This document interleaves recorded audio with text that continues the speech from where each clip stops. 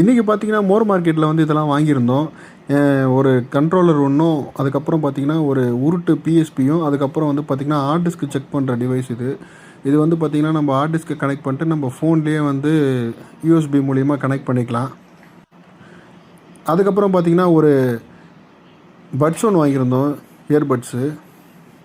இதில் பார்த்தீங்கன்னா பவர் பேங்காகவும் நம்ம யூஸ் பண்ணிக்கலாம். இது ஐஃபோன் போடுறது. அதுக்கப்புறம் இது பார்த்தீங்கன்னா டைப் சி கனெக்ட் பண்ணுறது. இதுக்கப்புறம் பார்த்தீங்கன்னா இது வந்து மைக்ரோ யூஎஸ்பி.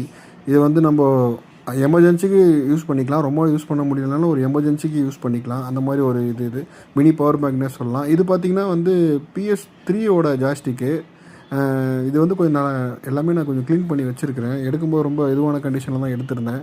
இது பார்த்திங்கன்னா உருட்டு பிஎஸ்பி. நம்ம வந்து பார்த்திங்கன்னா பிஎஸ்பி பார்த்துட்டு போட்டிங்களா, அந்த மாதிரி தான் இது. ஆனால் இது வந்து ஒரு உருட்டு பிஎஸ்பி.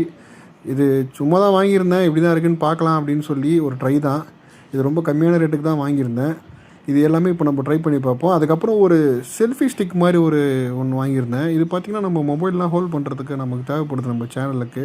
இது இயர்பட்ஸ் எடுத்து கொஞ்சம் அந்த சார்ஜிங்கோட பின்னெல்லாம் ஃபுல்லாகவே வந்து பார்த்திங்கன்னா ஐபி வச்சு க்ளீன் பண்ணிட்டேன்.